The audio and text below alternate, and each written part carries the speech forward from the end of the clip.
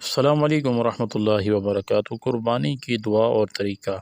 قربانی کا طریقہ: جانور کو اس طرح لٹایا جائے کہ اس کا منہ قبلے کی طرف رہے، پھر اپنا سیدھا پیر جانور کے پہلو پر رکھا جائے اور اس کے بعد بسم اللہ، اللہ اکبر کہہ کر تیزی سے چھری سے جانور کو اس طرح ذبح کریں کہ چاروں یا کم از کم 3 رگیں ضرور کٹ جائیں۔